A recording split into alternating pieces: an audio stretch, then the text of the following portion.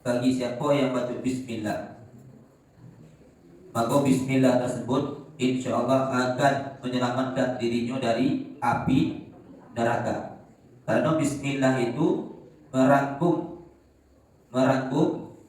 nama-nama malaikat yang ada di dalam neraka. 9 balik itu ada malaikat yang ada di dalam neraka. Assalamualaikum warahmatullahi wabarakatuh. Alhamdulillah, alhamdulillahilladzi anzala ala 'abdihi al-kitaba wa lam yaj'al lahu 'iwaja. Asyhadu an la ilaha illallah wahdahu la syarika lah wa asyhadu anna Muhammadan 'abduhu wa rasuluhu la nabiyya ba'da. Allahumma shalli wa sallim wa barik ala sayyidina Muhammad wa ala alihi wa sahbihi ajma'in. Amma ba'du ibadallah, ittaqullaha haqqa tuqatih wa la tamutunna illa wa antum muslimun. Qala Allah ta'ala fil Qur'anil Karim, a'udzu billahi minasy syaithanir rajim. Bismillahirrahmanirrahim. Wa idza qara'tal Qur'an fasta'idz billahi minasy syaithanir rajim. Sadaqallahul azim wa sadaqallahul karim. Kaum muslimin yang dirahmati Subhanahu wa taala, mari kita bersama-sama mengucapkan puji beserta syukur kehadirat Allah Subhanahu wa taala dengan ucapan alhamdulillahi rabbil alamin. Alhamdulillah. Kemudian salawat dan salam Allahumma salli ala sayyidina Muhammad wa ala ali sayyidina Muhammad. Semoga Allah sampaikan salam kita kepada baginda Nabi besar Muhammad sallallahu alaihi wasallam. Kebetulan kita membahas tentang adab-adab membaca Al-Quran. Apa yang pertama? Bersiwak. Kemudian bersuci. Kemudian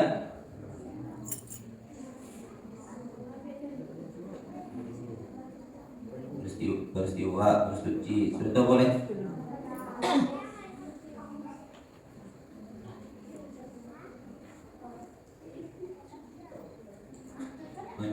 Menutup aurat. Kemudian duduk dalam keadaan tenang, penuh dalam kekhusyukan, menghadap kiblat. Kemudian tempatnya tempat yang bersih dari kotoran dan hiruk pikuk. Kemudian di situ betul. Kemudian baru kita membaca ta'awun.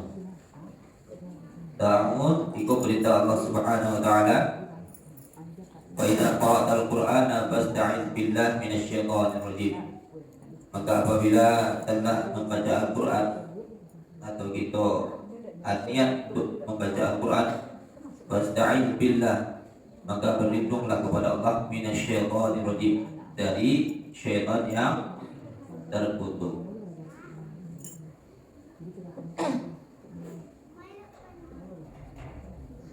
Jadi jangan sampai kita membaca bismillah saja. Itu akan pertama tidak jelas. Apa contoh ta'awun? A'udzu billahi minasy syaithanir rajim. Atau a'udzu billahi as-sami'il 'alim minasy syaithanir rajim. Kalau khusus untuk surah Al-Hasyr ayat terakhir, kalau kita baca ta'awudz itu, a'udzu billahi as-sami'il 'alim minasy syaithanir rajim. Dibaca itu 3 kali berulang. Kemudian baru lanjut bismillahnya. Kemudian lanjut dibaca surah Al-Hasyr. Lau anzalna hadzal Qur'an atau langsung ke wallahu alladzi la ilaha illahu alimul ghaibi wasyahadah rahmanir rahim. Menurut Abu Hurairah, beliau mendengar sabda Nabi Muhammad sallallahu alaihi wasallam, bagi siapa membaca hal yang demikian yang ceritakan terdapat dalam kitab Silsilah Shiratal Mustaqim, bahwasanya orang tersebut dijamin masuk surga. Artinya, ketika kita baca sore seperti yang tadi, cara bacanya tadi apa yang dibaca pertama? A'udzu billahi as-sami'il 'alim minasyaitonir rajim. Berapa kali? 3 kali. Kemudian baru baca bismillah, baru baca surah Al-Hasyr ayat minimalnya 3 terakhir. Boleh jadi di rumah kok. Bagi siapa yang membaca pagi, artinya sudah sholat subuh, maka menjelang sore kalau dia meninggal, wajibat sedahul jannah, wajib baginya masuk surga. Kalau seandainya dia baca sudah maghrib, meninggalnya menjelang subuh, maka wajib baginya masuk surga. Dengan syarat ini tidak tinggalkan sholat, tidak melakukan dosa besar. Itu syaratnya. Murah pun tidak masuk surga. Sangat murah. Kalau ingin masuk surga, amalkan ayat tadi. Ada 2 hal yang ada jaminannya masuk surga. Yang sebagai tahu Ustaz. Yang pertama ayat Al-Quran tadi, yang kedua aku istighfar. Allahumma anta rabbi la ilaha illa anta khalaqtani ana 'abduka wa ana 'abdika wa 'abdika mastata'tu wa 'a'udzu bika min syarri ma sana'tu wa a'udzu laka bi ni'matika 'alayya wa a'udzu bika faghfir li fa innahu la yaghfiru dzunuba illa anta. Kalau dibaca ikut pagi, maka sebelum malam meninggal, makanya akan masuk surga kata Nabi, dakhala jannah. Bagi siapa yang membacanya subuh maghrib, maka menjelang subuhnya meninggal, maka dakhala jannah, ini masuk surga. Bunuh diri tidak akan pernah masuk surga. Ya. Jadi kalau kita bunuh diri, tidak akan pernah masuk surga. Khalidina fiha abada, ya kekal dalam neraka selama-lamanya. Adapun orang yang tak pernah sholat tapi pernah ucap la ilaha illallah 1 kali, namun meninggalnya bukan karena bunuh diri, maka satu saatnya pasti dibantu oleh Nabi Muhammad SAW keluar dari neraka dan masuk ke dalam surga. Namun kalau orang yang bunuh diri, tak akan pernah dibantu oleh Nabi Muhammad sallallahu alaihi wasallam sebabkan putus asa dari rahmat Allah Subhanahu wa taala. Jadi jangan sampai melakukan itu. Sabar, seberat apapun itu ujiannya, jangan sampai mundur, maju terus. Jadi ada membaca Al-Quran selanjutnya, membaca ta'awud, a'udzu billahi minasyaitonir rajim, a'udzu billahi as-sami'il 'alim minasyaitonir rajim. Jangan sampai lupa ikut membaca ta'awud. Karena Al-Quran itu adalah mukjizat dari Allah Subhanahu wa taala untuk kita umat Nabi Muhammad sallallahu alaihi wasallam. Artinya yang punya kekuatan, supaya jangan sase awak menggunakan kekuatan Al-Quran, jangan sampai disesatkan oleh syaitan. Baca ta'awuz sebelum membaca Al-Quran. Bisa Pak?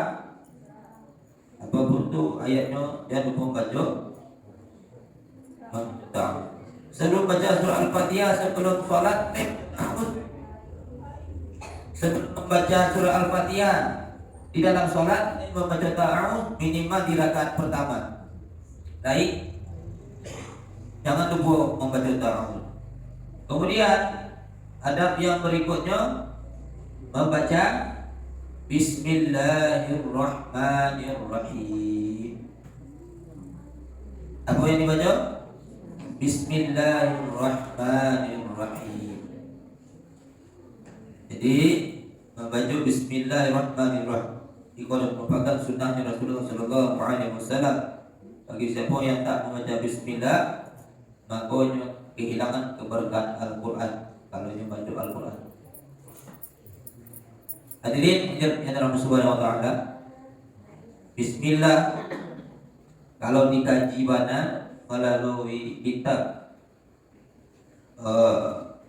Mujarabat namanya. Itu ada kitab kuning. Kemudian kitab itu di Arab Melayukan. Di dalam itu tuh dibahas sebuah hadis menyatakan Bismillah bagi siapa yang baca Bismillah, maka Bismillah tersebut insya Allah akan menyelamatkan dirinya dari api neraka. Karena Bismillah itu merangkum namo-namo malaikat yang ada di dalam neraka. 9 balik itu ada malaikat yang ada di dalam neraka. Kalau kita membaca Bismillah secara tidak langsung, kita dah membaca nama-nama mereka itu, dan kita ketika kita akan dimasukkan ke dalam neraka, maka mereka tidak menerima keberadaan kita. Kalau tidak menerima keberadaan awak dalam neraka, berarti tanpa awak bisa lupa. Kemudian Bismillah mengandung nama-nama malaikat apa tadi yang menjaga neraka. Kalau kalian itu bukan sihir atau kemasukan atau gangguan jin, itu ketika baca Bismillah itu gemetar itu yang namanya jin, syaitan yang ada di dalam tubuh manusia tersebut, kepanasan. Ya.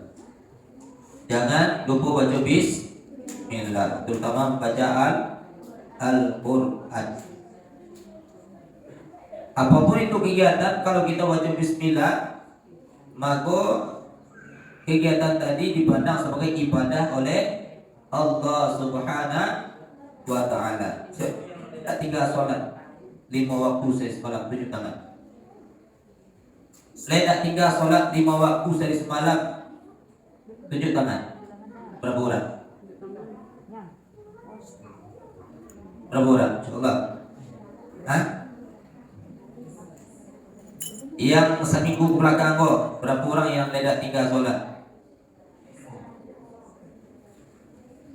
Ya, 2, 3, 4, 5. Yang tidak tinggal sholat seminggu yang belakang kok. Ya, 2, 3, 4.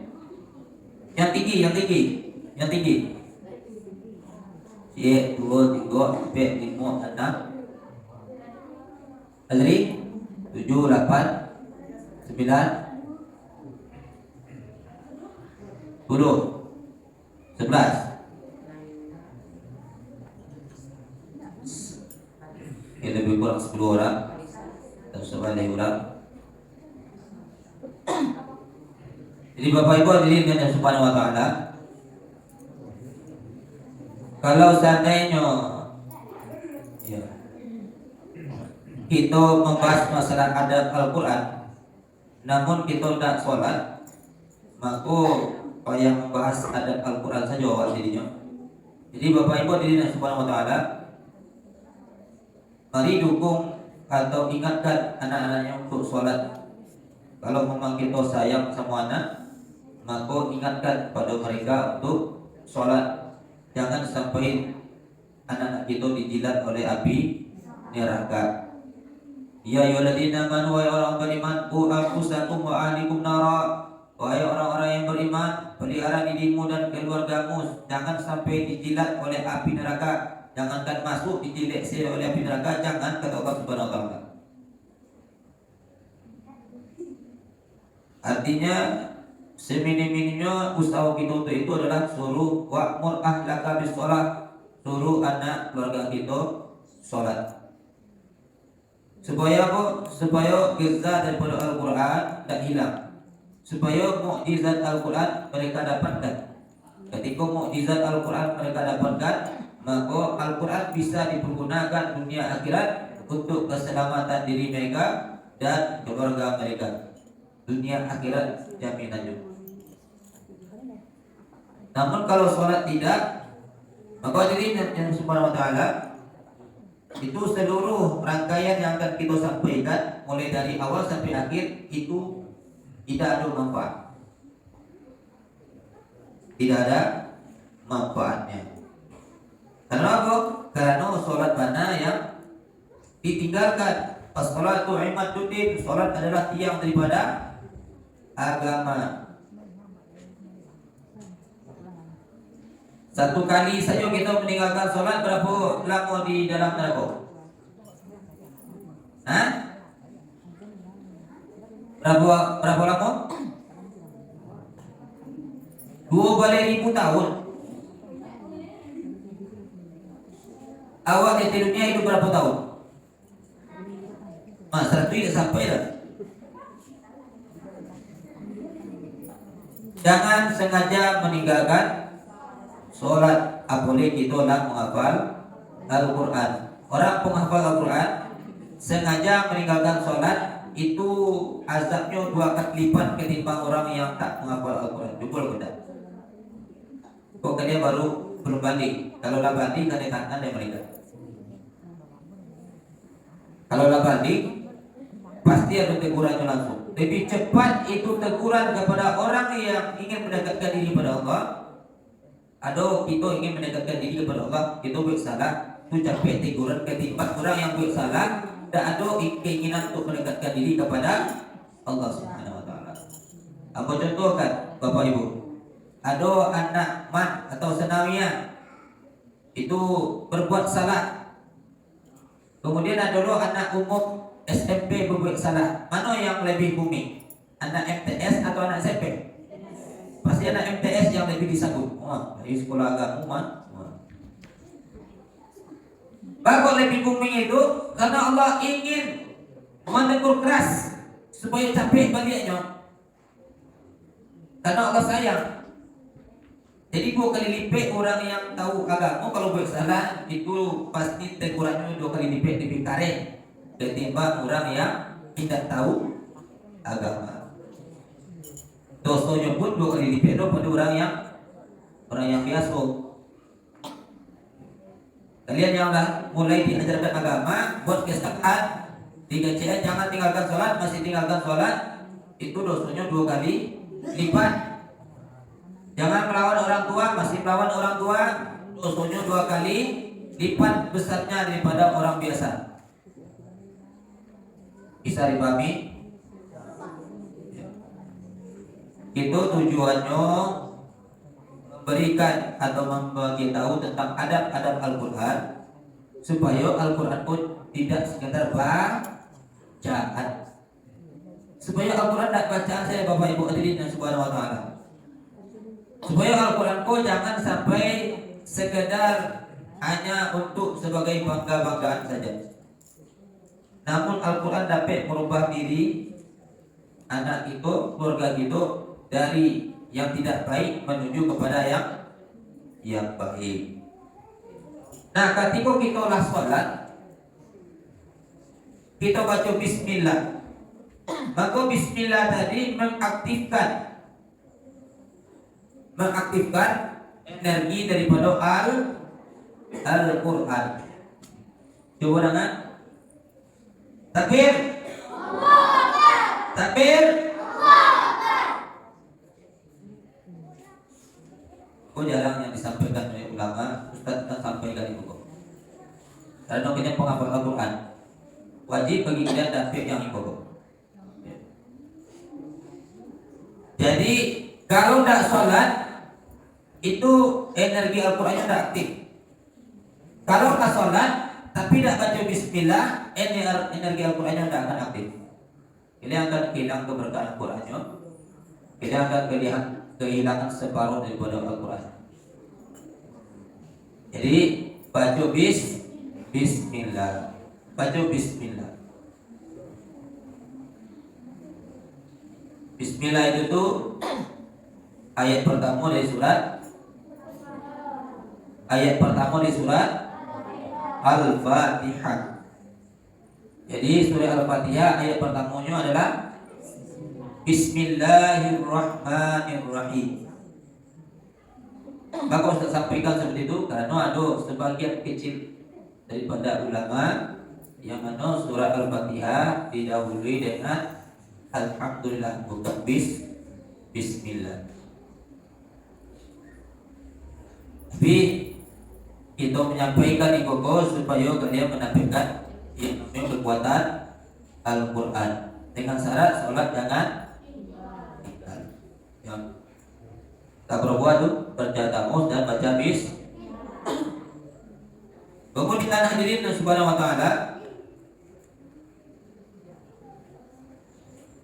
adab membaca Al-Quran yang berikutnya membaca dalam keadaan mentadaburi Al-Quran. Membaca Al-Quran dalam keadaan mentadaburi Al-Quran. Apa makna tadabur? Memaknai ayat-ayat Al-Quran atau membawaan ayat Al-Quran itu kepada diri awak. Contoh wajah a'udzubillahi minasyaitonir rajim. Bismillahirrahmanirrahim. Waja'a rabbuka wal malaku saffan saffa. Perjunan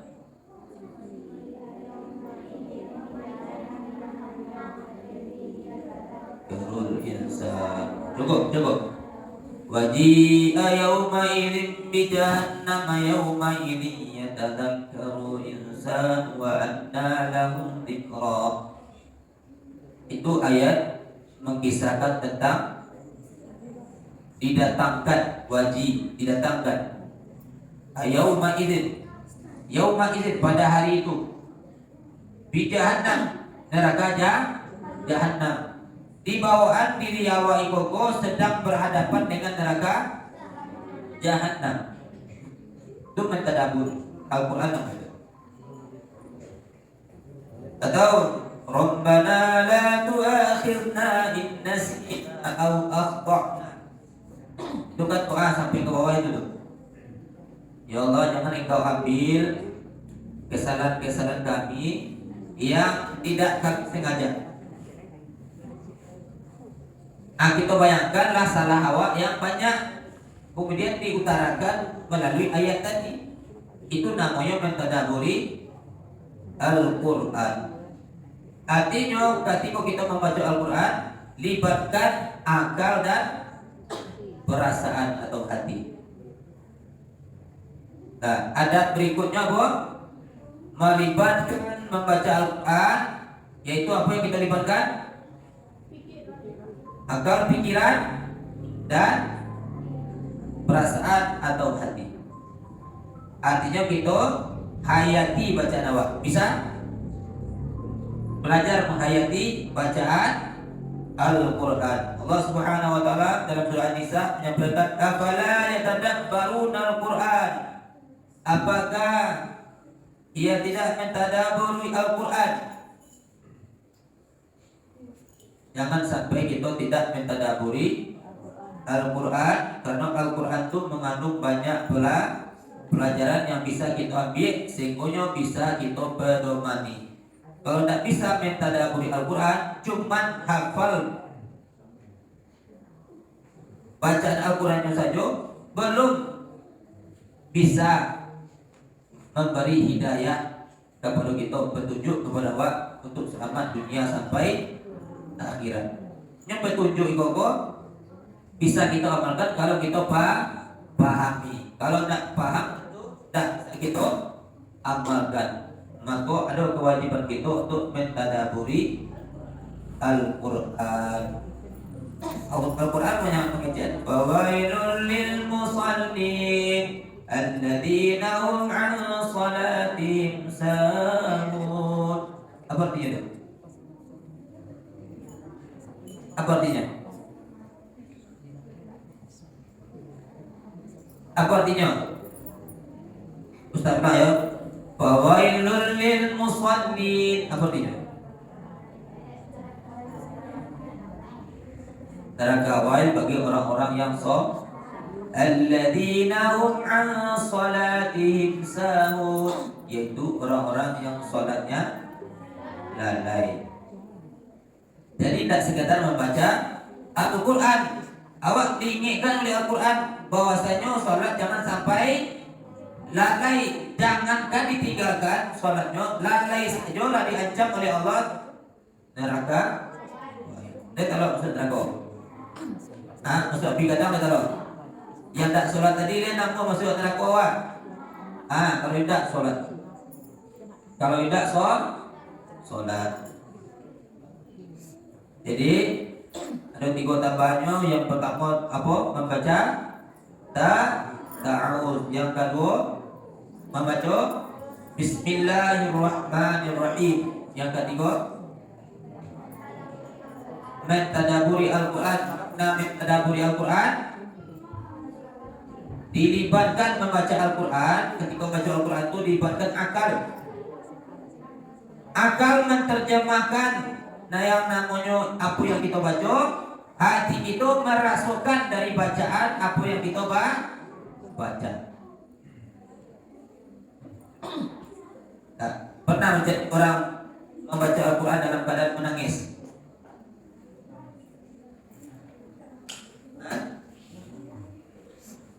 Pernah membaca Al-Quran jadi orang yang membaca Al-Quran dalam keadaan menangis? Itu salah satu adab Al-Quran. Yang utama membaca Al-Quran adalah membaca Al-Quran dalam keadaan menangis. Kalau bisa kalian menangis dalam baca Al-Quran, itu luar biasa. Luar biasa. Kalau tidak sanggup menangis, berusaha menangis, kata Nabi. Tapi tidak untuk gara-gara. Karena kalau kita membaca biasa saja, kita telah dikerumuni oleh para malaikat. Kalau kita membaca Al-Quran dalam keadaan menangis, itu tidak malaikat saja yang mengkerumuni, seluruh alam semesta itu akan berkhidmat kepada kita yang baca Al-Quran dalam keadaan menangis. Dan malaikat saja yang berkhidmat ya. Seluruh alam semesta. Jadi caranya supaya kita bisa menangis, tentu harus paham apa yang kita baca Al-Qurannya. Makanya harus belajar kita mentadaburi Al-Quran. Dan siap untuk amalkan? Siap untuk amalkan? Takbir? Siap untuk amalkan? Itu tak sedang. Jawabannya insya Allah sih. Siap untuk amalkan? Insya Allah siap. Apa sholat siap yang diamalkan? Ada 3 yang kita tambah gini. Yang pertama membaca ta'awuz. Yang kedua baca bismillah. Yang ketiga tadaburi bacaan yang kita baca ya. Yang tak sholat besok mungkin setiap minggu Ustaz akan ketahui siapa yang sholat, siapa yang tidak.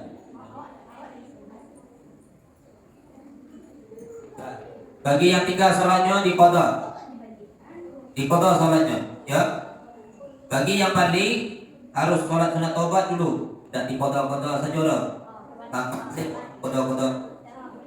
Sholat sunat taubat dulu, minta ampun pada Allah dulu.